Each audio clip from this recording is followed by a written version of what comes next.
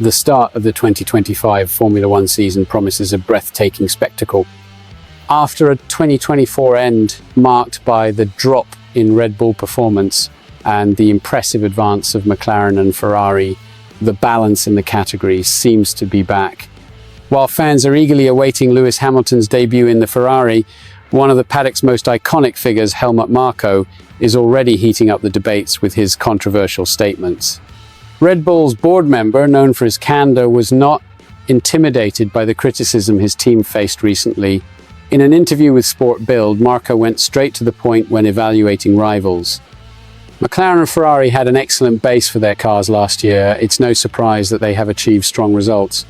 But honestly, I don't see anything special in the drivers of these teams, he fired, putting into doubt the consistency of the main opponents of Red Bull. According to Marko, Charles Leclerc of Ferrari has speed in the standings, but he is failing at crucial moments of the races due to recurring errors. As for Hamilton, who will make his long-awaited debut at the Maranello team, Marko acknowledges that the hepta-champion still has skill, but questions whether he will be able to maintain the level of excellence throughout a full season. Hamilton has the speed, but the consistency? I have my doubts about that. However, the most forceful statement came when Marko compared Verstappen directly to Hamilton.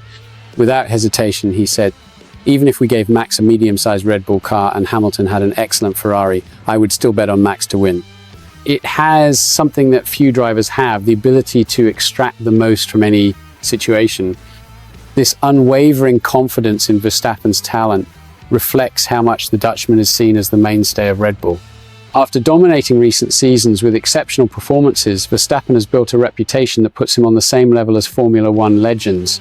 However, can Marko's statement serve as fuel for rivals? With McLaren and Ferrari seemingly poised to challenge bullfighting hegemony, and Hamilton now on a Maranello machine, the 2025 title battle takes on new contours. Will Marko's confidence in Verstappen be justified, or will we see Red Bull's dominance finally collapse against the combined talent of its competitors? And you, what do you think of these statements by Helmut Marko? Agree that Verstappen could beat Hamilton even with a lower car? Alpine boss Oliver Oakes insisted that rookie Jack Doohan will have a fair chance to impress in the 2025 Formula One season, despite the team recently hiring Argentina's Franco Colapinto as a reserve driver. During the summer, Doohan was announced as Esteban Ocon's replacement for the 2025 season, and the Australian made an early debut in the final in Abu Dhabi as part of his preparation for a full campaign this year. Meanwhile, Alpine, which had already announced Paul Aron and Ryo Hirakawa as reserves, also added Colapinto to their list of drivers after securing a deal with Williams for their highly rated protege. Colapinto had a surprising mid-season debut with Williams last year to replace the weak performance of Logan Sargent, and immediately impressed by scoring 5 points in the first 4 weekends.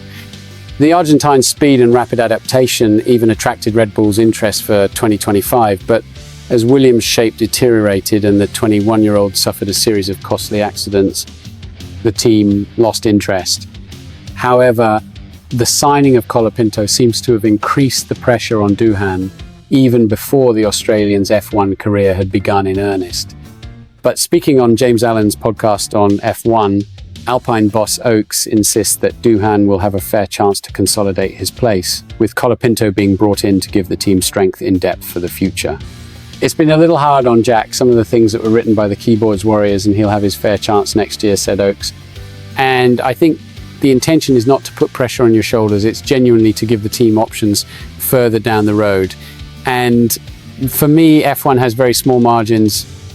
There are a lot of people who depend on a driver to deliver every weekend, and we need to make sure that we have the best drivers in the race car, not just now, but also in the future.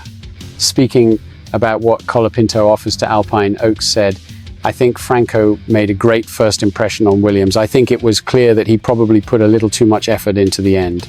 It's hard to calculate how much of that was due to the situation he was in when he didn't have a confirmed seat and was trying to impress too much, and how much of that was due to the compromise of the car parts. But I think the crucial point is that he made a strong impression with the speed he demonstrated. For us as a team, it's great to have this list of two young drivers, Paul and Franco, waiting behind the scenes, because it's not just 2025, 2026. 2027 is coming, and it's hard in F1 to plan what will happen and which drivers you'll have in the car. For us, it just keeps everyone honest in terms of performance and gives us options. Oaks concluded,